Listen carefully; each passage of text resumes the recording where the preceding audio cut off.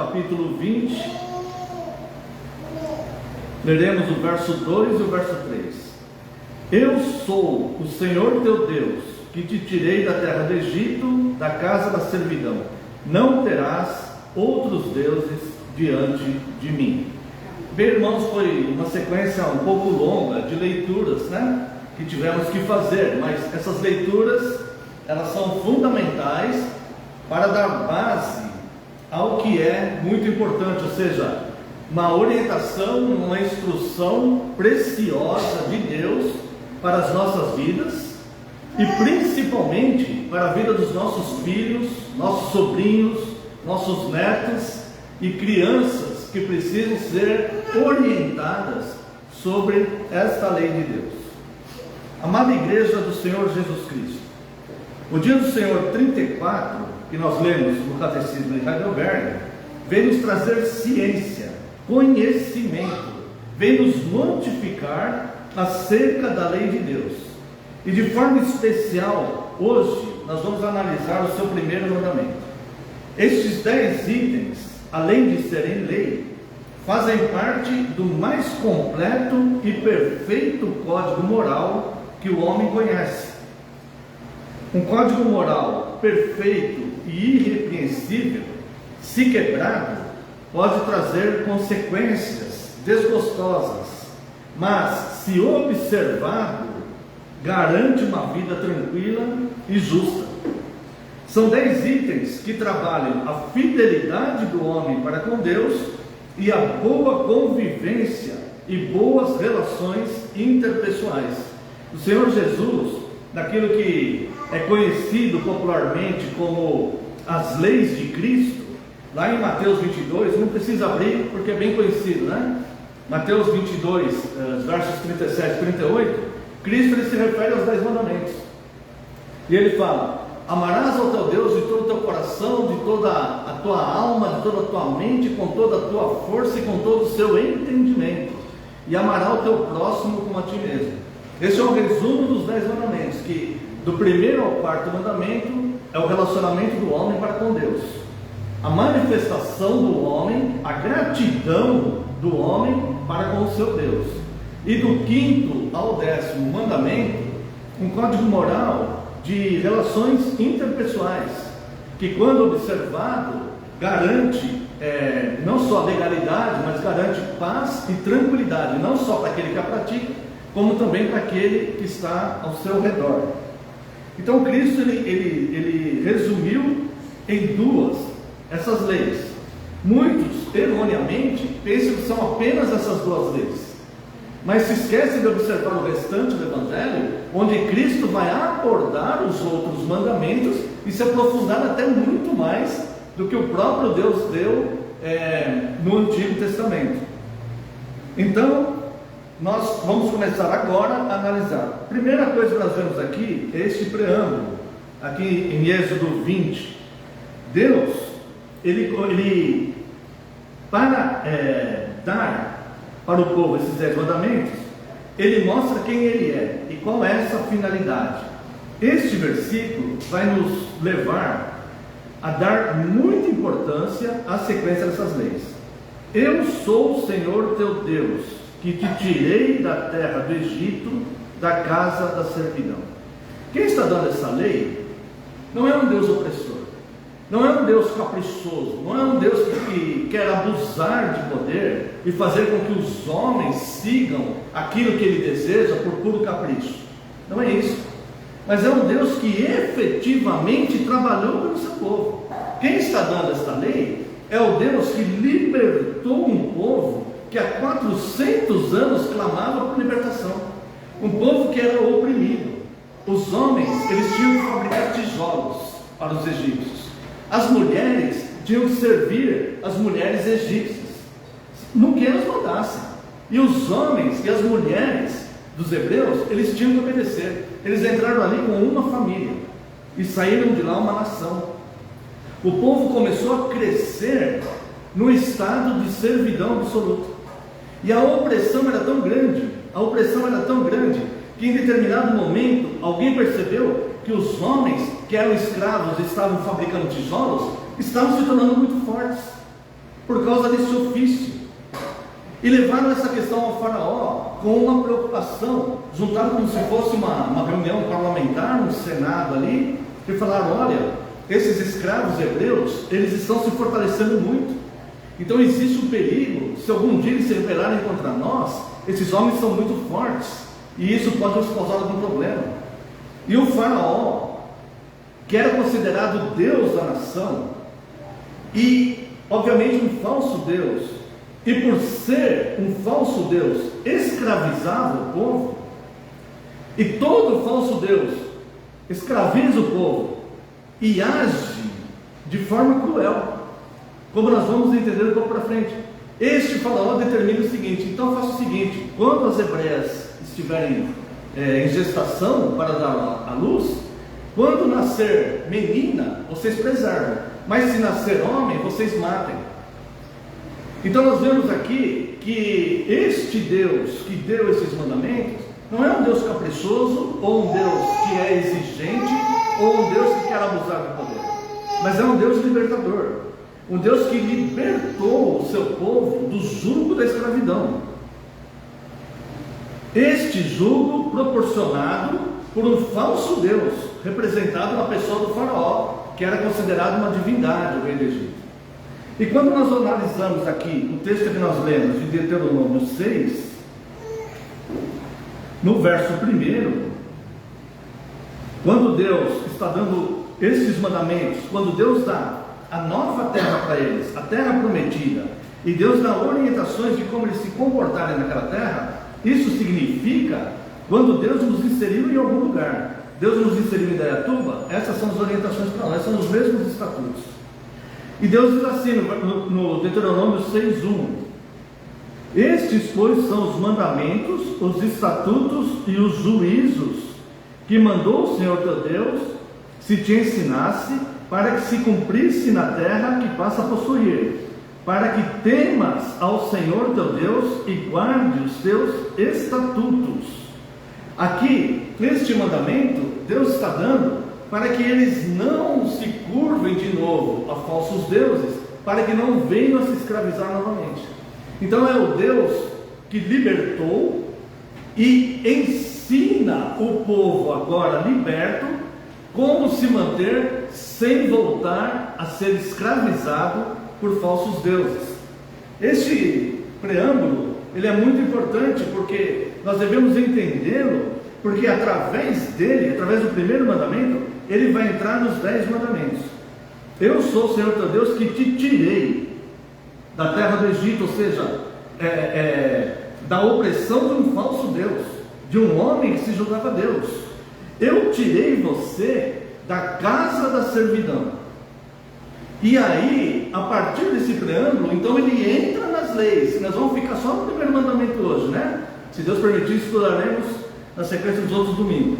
E através do primeiro mandamento ele entra em toda a lei, nos orientando para que não sejamos nunca mais escravos de falsos deuses.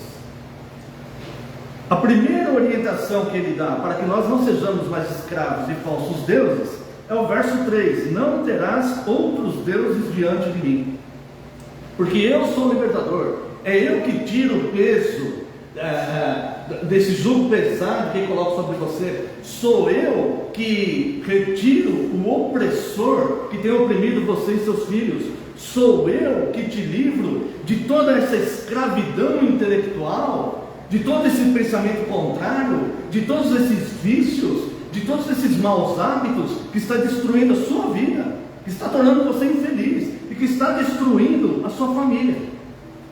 Eu sou o libertador. Ao passo que todas as outras vezes que você desobedecer este primeiro mandamento e tiver outros deuses além de mim, para que você sirva o conceito desses outros deuses, você estará escravizado em alguma coisa, seja ela no que for.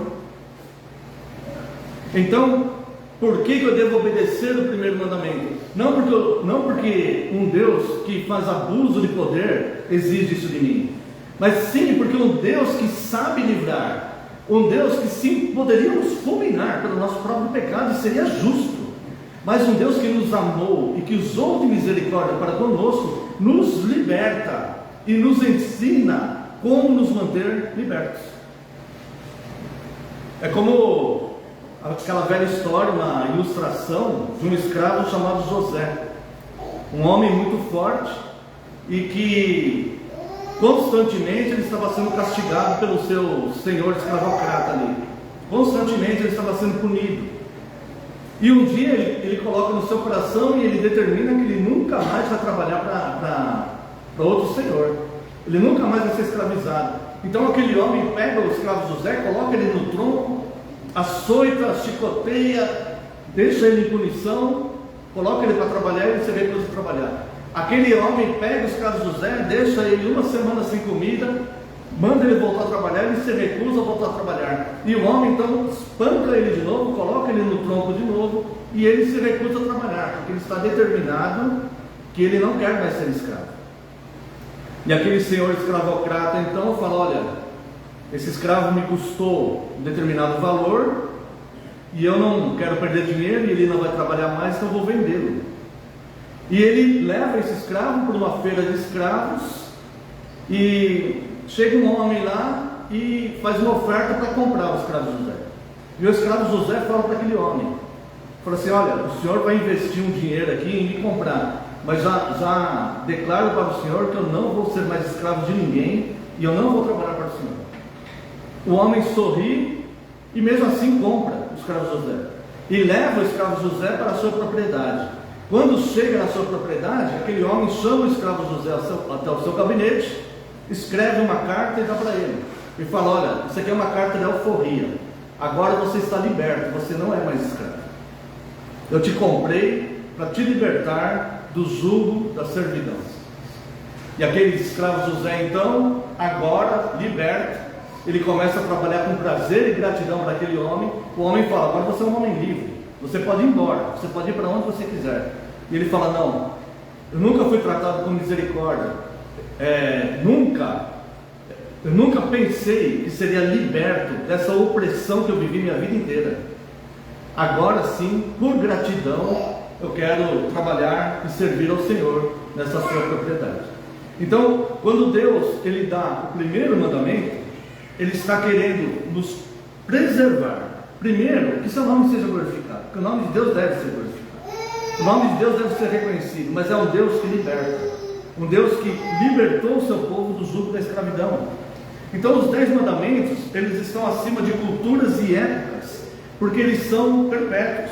Essas leis, este livramento de escravidão e esta orientação para que nós não sejamos mais escravizados por falso Deus nenhum, nós não podemos negar aos nossos filhos.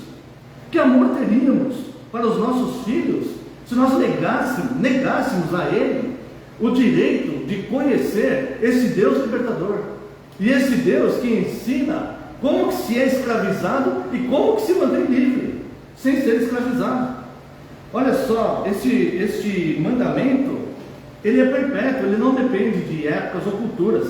Deuteronômio capítulo 6, nós já lemos, verso 24 e 25.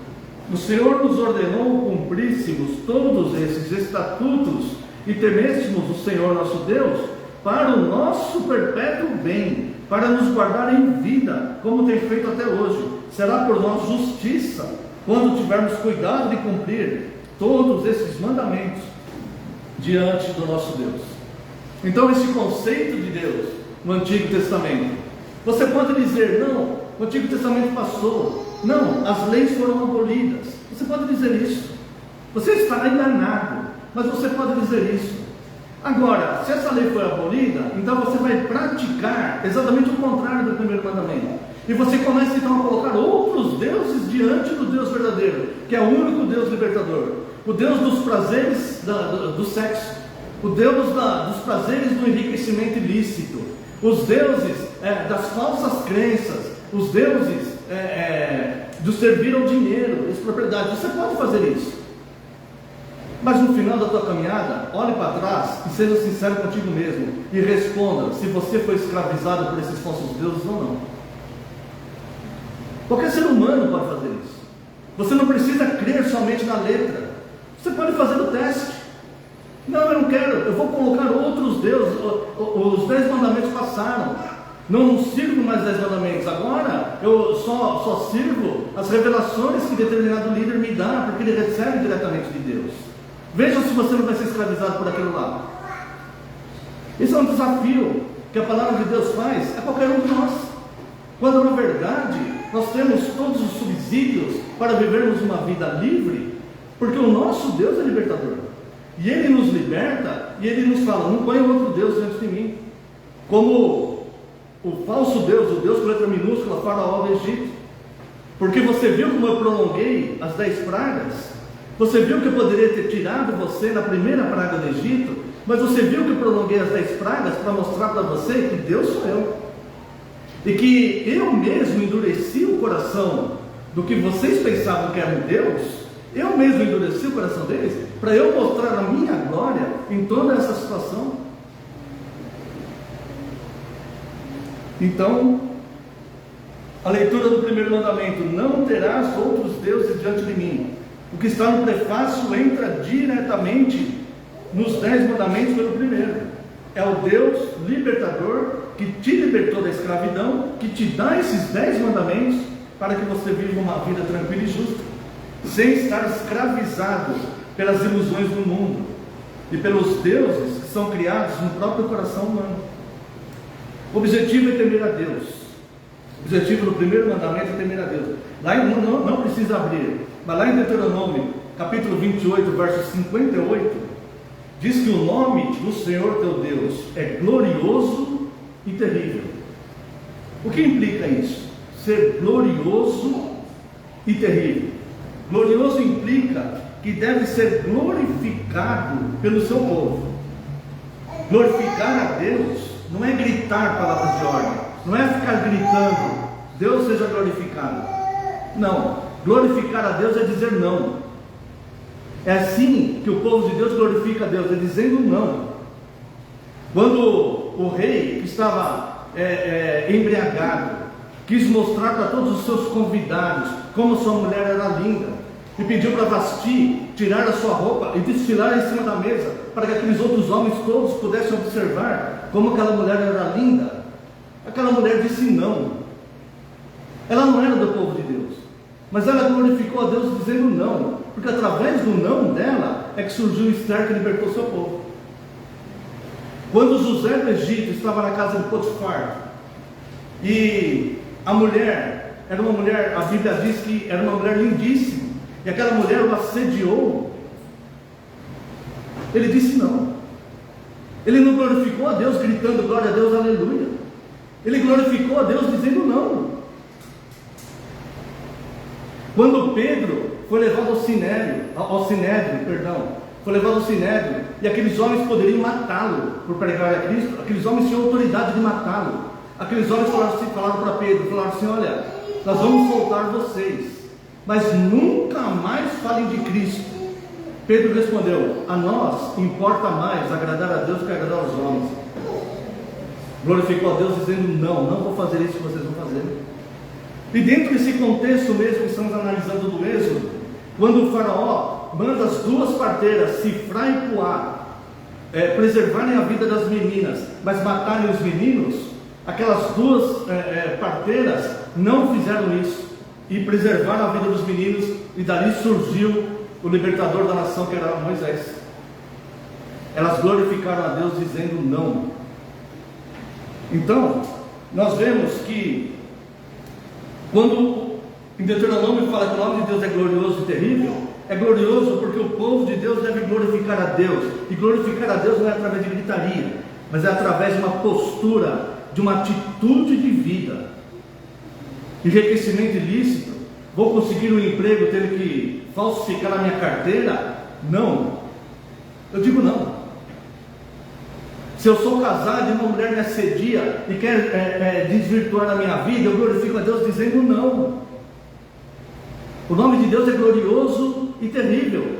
Não tenha outros deuses diante dele. Quando um outro Deus se aparecer na sua vida para querer tomar o seu tempo, para querer fazer com que você não cumpra as leis de Deus, mas cumpra a lei daquilo que você está preso, amarrado, diga não, porque o nome de Deus é glorioso e terrível. É isso que implica ser um nome glorioso. Não é um nome que está aí como qualquer outro patuá, qualquer outra crença, ou qualquer outro pensamento. Não, é o Criador dos céus e da terra. E é aquele que sabe libertar o seu povo da escravidão. E quando diz que o seu nome é terrível, irmãos, antes eu quero ler aqui com os irmãos Eclesiastes capítulo 12, verso 13. Eclesiastes capítulo 12, verso 13. De tudo que se tem ouvido, a suma é: teme a Deus e guarda os seus mandamentos, porque isto é o dever de todo homem. O nome de Deus é glorioso e terrível. Quando diz que o nome de Deus é terrível, implica na inflexibilidade de Deus ao tratar a impenitência do pecador. Portanto, o nome de Deus deve ser temido pelos sábios. Provérbios capítulo 9, verso 10. É muito bom ter um bebezinho e uma criança assim na igreja, irmãos. Isso aqui faz a gente glorificar Deus, sabe por quê? Isso aqui é testemunho da aliança de Deus conosco, né? Eu particularmente considero muito triste que não só tem adulto na igreja, né? Não, mas as crianças, elas testemunham, né, que as famílias, que nós somos prósperos e a aliança de Deus se faz presente. Deus abençoe esse bebezinho, essa família linda. E pode deixar o bebezinho à vontade, fica tranquilo, que quanto mais ele fizer um barulhinho, mais nós vamos glorificar Deus com alegria e gratidão. Uma bênção, uma igreja cheia de crianças, né? Esse é o meu desejo. Bem, vamos lá, voltemos aqui. Até esqueci o que eu estava falando. Provérbios 9 e 10.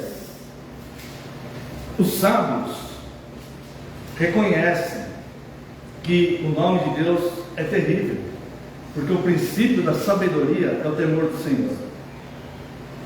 O temor do Senhor é o princípio da sabedoria, e o conhecimento do santo é prudência.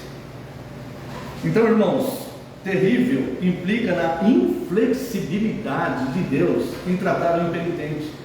Não sei se você já leu, mas o apóstolo João, em uma de suas cartas, ele diz que algumas orações, alguns pecados, ele fala: não peço nem que ore para alguns pecados. Não peço nem que ore para alguns pecados. O que João está se referindo aí? É o pecado impenitente. Por mais que você ame alguém que está impenitente, não adianta você orar para Deus perdoar o pecado daquela pessoa, porque se aquela pessoa não se arrepender, não haverá perdão. Só haverá perdão na penitência.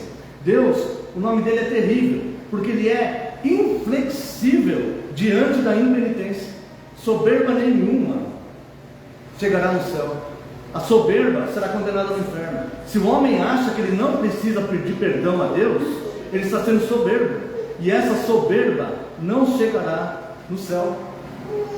Se o homem acha que ele se auto-justifica, ele se auto-absolve nos seus atos: não, fiz isso, mas eu tive um motivo, eu fiz isso por causa daquilo, eu sou uma pessoa boa, eu sou bom, eu fiz aquilo, mas no geral eu sou bom. Se ele tem esse tipo de soberba, que ele acha que ele não precisa se humilhar diante de Deus, ser penitente, pedir perdão a esse Deus que libertou da escravidão, essa soberba irá condená-lo. Então, ele é glorioso e terrível. Porque devemos nos guardar de não termos outros deuses, se já somos povo de Deus? Porque o coração do homem é corrupto e inventa seus próprios deuses com muita facilidade. Olha o que o apóstolo Paulo fala aqui para os Filipenses. Filipenses capítulo 3, verso 17. Filipenses capítulo 3, verso 17. Irmãos, sede imitadores meus e observai os que andam segundo o modelo que tem de nós, pois muitos andam entre nós, dos quais repetidas vezes eu vos dizia, e agora vos digo até chorando, que são inimigos da cruz de Cristo. Está vendo? Entre o povo. O apóstolo Paulo fala: são inimigos da cruz de Cristo, porque que eles, mesmo estando entre o povo, são inimigos da cruz de Cristo? O verso 19 vem responder: o destino deles é a perdição, o Deus deles é o ventre, a glória deles está na sua infâmia, visto que só se preocupam com coisas terrenas. O Deus deles é o próprio ventre. Eles não estão preocupados em servir a Deus, eles estão preocupados no que eles vão lucrar, o que eles vão comer, o que eles vão vestir, que carro que eles vão comprar, que casa que eles vão comprar, como que eles vão resolver a situação que o está perturbando, como que ele vai arrumar as saídas para suas demandas e tudo mais. Pega o relógio para mim, eu perdi a noção da hora. Por favor, ali. Tá? Então, o apóstolo Paulo, ele fala aqui que ele que essas pessoas então servem, o Deus deles é o seu próprio ventre. Então o coração do homem, ele fabrica deuses com muita facilidade. Irmãos, o Deus do homem pode ser um time de futebol, pode ser um time de futebol.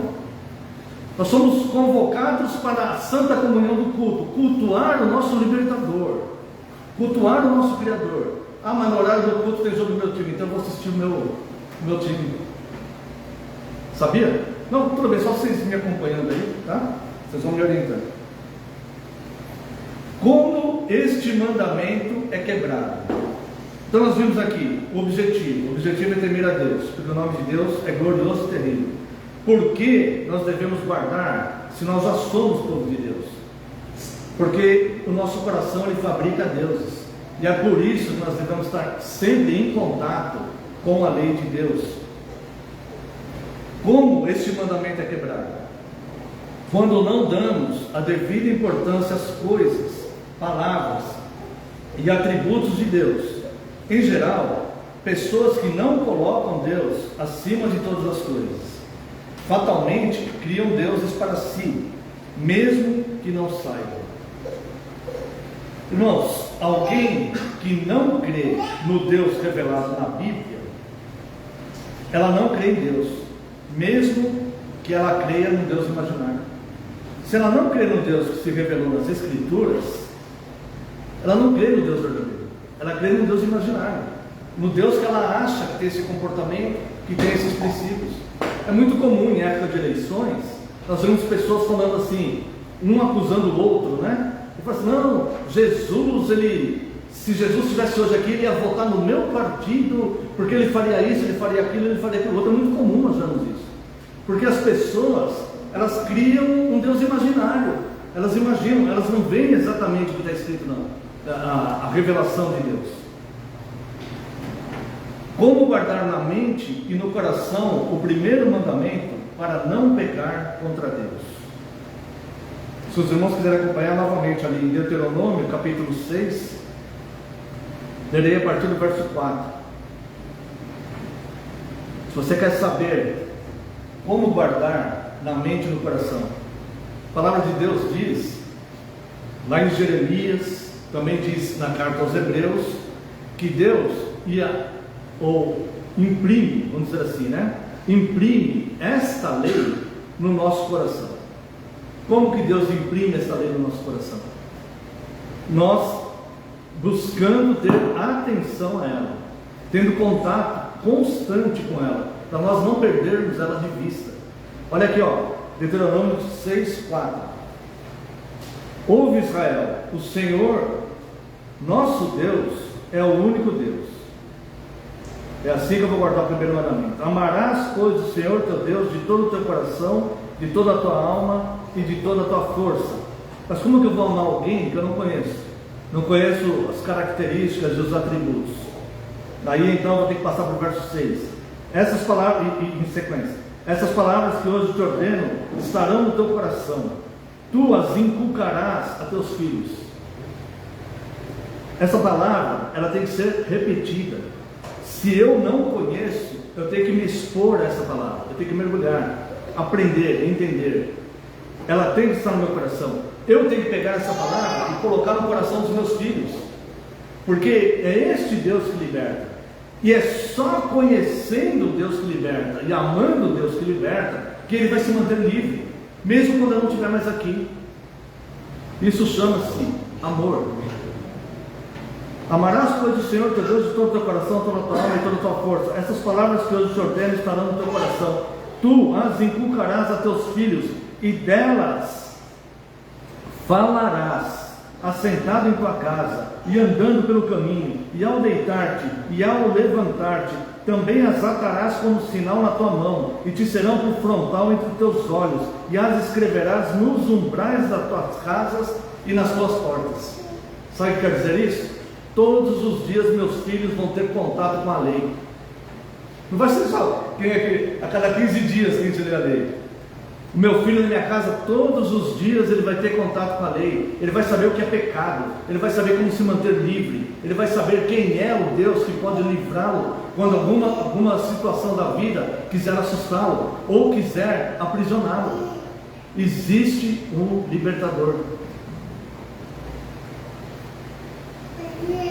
E finalmente, irmãos, como cumpri-lo? Adorar e glorificar somente a Ele. Mateus 4,10. Pensar nele e meditar em suas leis. Malaquias 3,16. Eu vou ler aqui, Salmo 63, verso 4. Salmo 63, verso 4 a 8. Eu gostaria que você prestasse bastante atenção. Assim, cumpre-me bem dizer-te enquanto eu viver. Em teu nome levanto as mãos. Como de banha e de gordura farta-se a minha alma, e com júbilo nos lábios a minha boca te louva. No meu leito, quando de ti me recordo, e em ti medito durante a vigília da noite, porque tu me tens sido auxílio, à sombra das suas asas eu canto jubiloso. A minha alma apega-se a ti, a tua destra me ampara. Pensar nele, meditar nele, à noite. Irmãos, pode acontecer da pessoa deitar à noite e ficar pensando em problemas. Pode acontecer da pessoa deitar à noite e ficar pensando em pecados. Pode acontecer da pessoa deitar à noite e ficar pensando em futebol ou no que está acontecendo na novela. Todas essas coisas estão desviando a sua atenção de meditar no Senhor teu Deus, para não quebrar esse mandamento. Lembrar-se dele, lá em Eclesiastes capítulo 2, verso 1, Salomão fala para os jovens: lembra-te do Senhor teu Deus nos dias da tua mocidade, antes que venham os maus dias e venhas a dizer: não tenho neles contentamento. Quantas pessoas experimentaram na prática isso que Salomão falou? Se nós fizéssemos uma visita nos leitos de morte do hospital, dos hospitais, quantas pessoas será que estariam ali pensando: por que eu não lembrei de Deus nos dias da minha mocidade? Quantas pessoas que estão com doenças venéreas, que pegaram AIDS, ou que desgastaram sua vida desesperadamente, porque não lembrou de Deus nos dias das suas mocidades, da sua mocidade, e cometeu equívocos e mais equívocos e equívocos e mais equívocos, e colocou tantos outros deuses diante do Deus verdadeiro. Irmãos, quantos? Portanto, o tempo é oportuno agora. Lembra-te hoje do teu Deus, não importa a sua idade. Lembra-te hoje do teu Deus. Lembra-te dele. Assim você guarda esse mandamento. Você tem que apreciá-lo. Salmo 71, verso 19. Ora, a tua justiça, ó Deus, se eleva até os céus. Grandes coisas tem feito, ó Deus. Quem é semelhante a ti? Por que não apreciar a Deus e meditar em todas as coisas que Ele fez? Por isso que nesse preâmbulo fala: eu sou o Senhor teu Deus que te tirou da casa da servidão. Não tenha outros deuses diante de mim, porque assim você vai se manter livre. Honrá-lo, amá-lo, priorizá-lo, desejá-lo, temê-lo, crer e confiar nele, esperar nele, invocá-lo, prestar-lhe obediência, submissão e culto, obedecer a convocação aos cultos, sentir indignação quando ele é ofendido, ter cuidado e zelo para agradá-lo e andar humildemente com ele. assim você não quebra o primeiro mandamento. Aí alguém vai dizer, nossa, quanta coisa. Para quem acha muito, esse alguém deveria pensar no Filho amado de Deus, que Ele enviou em Cristo. Para quem acha que é muito, lembrar dele, pensar nele, meditar nele, andar humildemente com ele. Para quem acha que é muito, eu convido a pensar em Cristo, que era glorificado no céu, esvaziou-se da sua própria glória, para pisar neste mundo tenebroso, num corpo corruptível como esse, ser tentado, xingado, traído, abandonado, enganado, ser espancado, ser condenado injustamente por um crime que não cometeu, mandar carregar uma cruz por 600 metros, uma cruz de madeira rústica, ser pregado nela, as farpas das suas costas, ser grudado para pegar as chagas abertas pelos chicotes nas suas costas, pregada numa cruz rústica, onde aquelas farpas estavam entrando nas feridas, ficar pendurado lá por 6 horas com aves bicando os olhos, e quando sentir sede, pedir vinagre. Quem acha que é muito, medite em Cristo. Medite em Cristo, porque foi assim que Ele nos libertou do poder dos falsos deuses que querem nos escravizar. É só pensar em Cristo, e se achar justo, medite nessas coisas. E se achar que isso tem importância, reflita sobre isso. Se achar que isso tem algum valor, ensine seus filhos. Guarde-os deste mundo mau. E para finalizar, irmãos, que diferença existe entre a nova e a velha forma de guardar o primeiro mandamento? Ou seja, que diferença existe, estou terminando já, com aquelas pessoas do Antigo Testamento que tinham que guardar o primeiro mandamento e as pessoas depois de Cristo, na era da igreja, que tinham que guardar, que tem que guardar esse mandamento? É só uma. Na antiga forma, o povo ainda não entendia Cristo e o amor de Deus em nos alcançar. Então eles faziam aquilo com medo de serem condenados. Era uma lei que eles tinham que guardar. E ninguém conseguia guardar totalmente uma lei assim. Os 10 mandamentos, ninguém conseguia guardar. Hoje, a forma é diferente. É a mesma lei, só que nós entendemos ela por amor. É como o escravo José. O escravo José, ele não entendia como que alguém iria comprá-lo e ele teria que ser escravizado a sua vida inteira. Ele não conseguia entender a liberdade, até que ele foi liberto. A forma é depois que Cristo veio nos libertar. Então hoje nós guardamos isso por amor, porque senão de fato eu estou decidido no meu coração, eu amo o meu Deus, eu não vou colocar outros deuses diante dele. Olha, essa situação está me impedindo de cultuar o meu Deus. Eu não vou colocar um outro Deus diante dele, não vou colocar. Olha, estão me pedindo que eu negue a minha fé para que eu consiga aquele emprego. Eu não vou colocar outro Deus diante dele. Olha, essa série da Netflix está me impedindo de meditar nas coisas de Deus, de ler a Bíblia, de me estruturar espiritualmente, porque essa série da Netflix está me tomando tempo. Como é que não pode existir? Pode, mas se colocarmos isso. Ah, meu time está ganhando de todo mundo, mas isso não pode me colocar à frente do meu Deus, né? Então, não coloque outros deuses diante daquele que sabe livrar, daquele que pode te livrar. E para terminar, irmãos, Jesus ele fala isso, aqui não vai ter tempo, né? Os que me amam são os que guardam o meu mandamento. Jesus fala isso, tá? Eu quero terminar com a leitura de Malaquias, capítulo 3.